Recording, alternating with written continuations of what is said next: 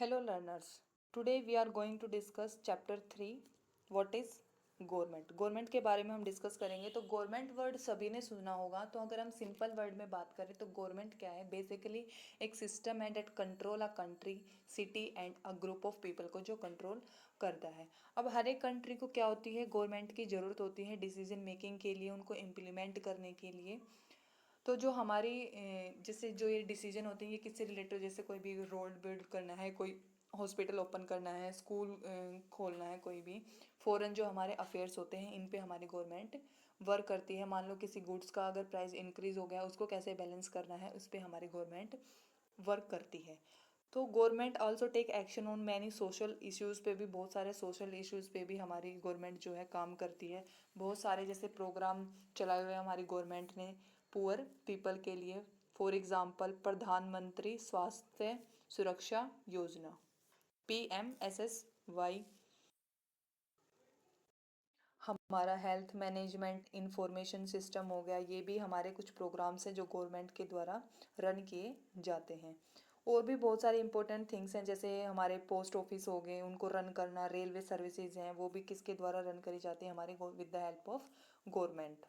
बात करते हैं गवर्नमेंट क्या करती है, हमारी जो बाउंड्रीज़ हैं उनको, कंट्रीज़ की बाउंड्रीज़ को मेंटेन करती है ताकि जो हमारा रिलेशन है पीसफुल बना रहे, अदर कंट्रीज़ के साथ जो हमारा रिलेशन है वो अच्छा रहे।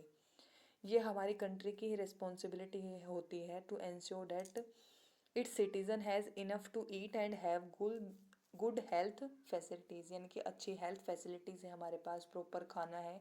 ये भी कौन देखता है, हमारी गवर्नमेंट देखती है। अगर किसी भी टाइप का कोई नेचुरल डिजास्टर आ जाता है, जैसे सुनामी आ गया या फिर अर्थक्वेक आ जाता है, तो ये रिस्पॉन्सिबिलिटी होती है हमारी गवर्नमेंट की। ऑर्गेनाइज करते हैं हमारे aids and assist for the affected people. अगर कोई भी डिस्प्यूट हो जाता है पीपल्स के अंदर, तो someone has committed a crime, तो हम क्या देखते हैं, बहुत सारे पीपल हमें कोर्ट में भी देखने को मिलते हैं। तो कोर्ट क्या है, हमारा court is also a part of हमारी गवर्नमेंट का ही पार्ट है। अब यहाँ पे क्वेश्चन अराइज होता है कि जो गवर्नमेंट है वो ये सब कैसे मैनेज करती है एंड क्यों ये नेसेसरी है हमारे गवर्नमेंट के लिए इन सब चीज़ों को मैनेज करना। तो इसका रीज़न क्या है, बेसिकली जो ह्यूमन बींग्स हैं एक साथ रहते हैं, काम करते हैं, तो उन्हें एक ऑर्गेनाइजेशन की ज़रूरत होती है जो क्या कर सके, डिसीजन बना सके। तो कुछ रूल्स बनाए जाते हैं जो सभी के ऊपर क्या होते हैं, अप्लाई होते हैं, apply to everyone. For example, अगर हमें हमारी रिसोर्सेज हैं उनको कंट्रोल करना है, जो हमारी टेरिटरीज हैं ऑफ ए कंट्री उनको प्रोटेक्ट करना है, पीपल को फील सिक्योर कराने के लिए, तो हमारी गवर्नमेंट क्या करती है, इसके ऊपर काम करती है बाय एक्सरसाइजिंग लीडरशिप, डिसीजन लेती है, उनको इम्प्लीमेंट करती है and among all the people living in their, जो भी टेरिटरी के अंदर पीपल रहती हैं उनके ऊपर इम्प्लीमेंट करती है, उनको क्या करती है, सिक्योर फील करवाती है। आगे हम बात करते हैं लेवल ऑफ गवर्नमेंट्स के। अब जो हमारे लेवल ऑफ गवर्नमेंट है, हमारी जो गवर्नमेंट है वो भी डिफरेंट डिफरेंट लेवल पे काम करती है। जो हमारी गवर्नमेंट काम करती है, फर्स्ट हमने देखा जो हमारे डिफरेंट लेवल्स हैं, यहाँ पे हम डिस्कस करेंगे। फर्स्ट हम बात करते हैं लोकल लेवल। जो लोकल लेवल गवर्नमेंट होती है वो होती है हमारी, कहाँ पे काम करती है, विलेजेस के अंदर, टाउन के अंदर काम करती है। नेक्स्ट हम बात करते हैं स्टेट लेवल पे। तो स्टेट लेवल जो गवर्नमेंट होती है वो एक कंप्लीट हमारे स्टेट को कवर करती है, जैसे हरियाणा हो गया, असम हो गया, मध्य प्रदेश हो गया, पंजाब हो गया। तो जो भी एक कंप्लीट स्टेट को कवर करे वो क्या होती है, हमारी स्टेट गवर्नमेंट का काम होता है। थर्ड हम बात करते हैं नेशनल लेवल पे। नेशनल लेवल यानी कि entire related to complete whole country, जो पूरी कंट्री से रिलेटेड होता है। आगे हम बात करते हैं, इस बुक के अंदर हम पढ़ेंगे सिर्फ लोकल गवर्नमेंट के बारे में, only local government. Next classes में हम पढ़ेंगे हमारे state level and central level जो अभी हमारी गवर्नमेंट है उनके बारे में। अब हम आगे डिस्कस करते हैं लॉ एंड गवर्नमेंट के बारे में। अब जो हमारे गवर्नमेंट है वो कुछ लॉ बनाती है जो हम कंट्री के अंदर रह रहे हैं, हम सबको वो फॉलो करने होते हैं। यही एक गवर्नमेंट का तरीका है फंक्शन करने का।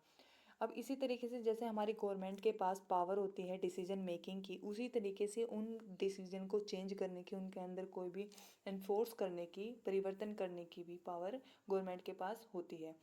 अब यहाँ पे अगर हम एग्जाम्पल की बात करें तो there is a law that से डेट ऑल पर्सन ड्राइविंग, जो पीपल्स मोटर व्हीकल्स को ड्राइव करते हैं तो उनके पास क्या होना चाहिए, लाइसेंस होना चाहिए। अगर कोई भी पर्सन बिना लाइसेंस के मिलता है व्हीकल ड्राइव करता हुआ तो उसको या तो जेल होती है या फिर उसको एक लार्ज सम ऑफ मनी क्या करना पड़ता है, फाइन के तौर पे उसको पे करना होता है। In addition to any action that government take, उसी तरीके से एक स्टेप है that people can take if they feel that a particular कोई भी लॉ है अगर वो फॉलोड नहीं हो रहा है।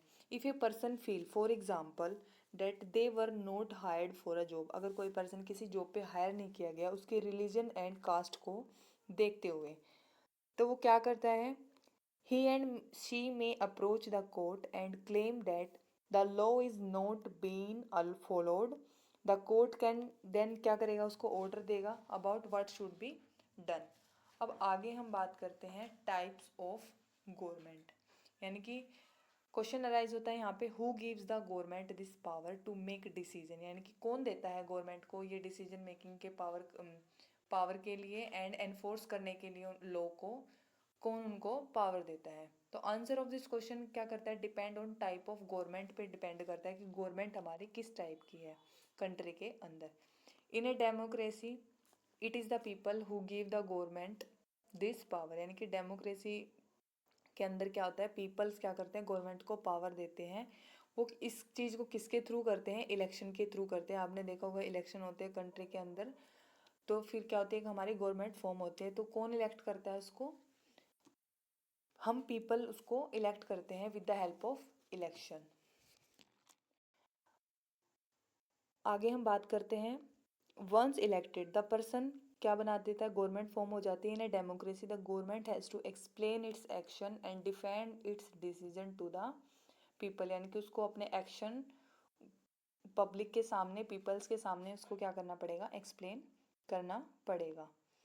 Another form of government, another form क्या है हमारी, मोनार्की है। मोनार्की का मतलब क्या होता है, मोनार्क होता है king and queen has the power to make and decision and run the government. Monarch may have small group of people to discuss matters with, but the final decision making power जो होती है वो किसके पास होती है, हमारे monarch के पास होती है।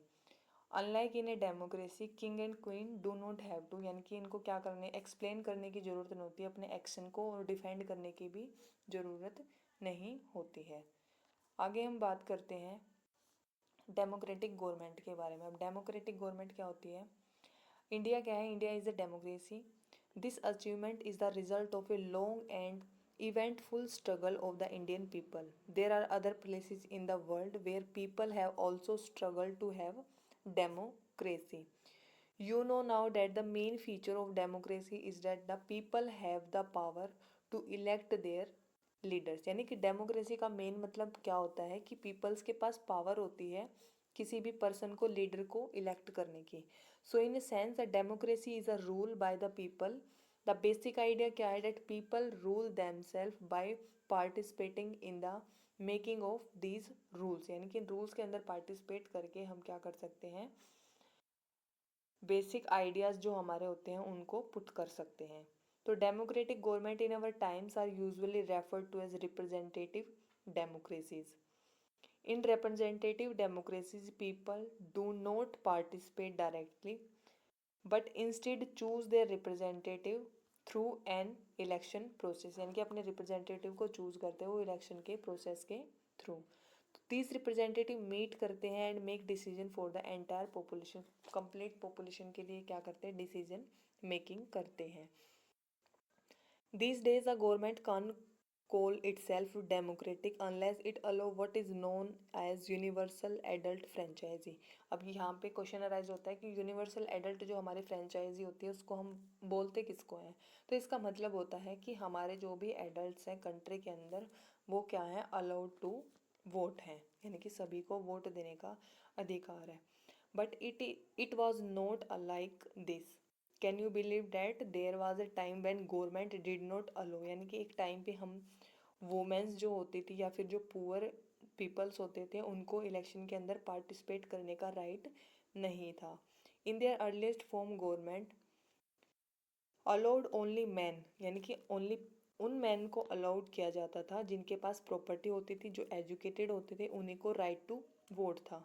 दिस मीन्स इसका मतलब क्या हुआ कि जो वुमेन्स है, पुअर पीपल है, जिनके पास प्रॉपर्टी नहीं है, अनएजुकेटेड पर्सन है, वो अलाउड नहीं थे टू वोट के लिए। तो country was governed by the rules and regulation that these few man made.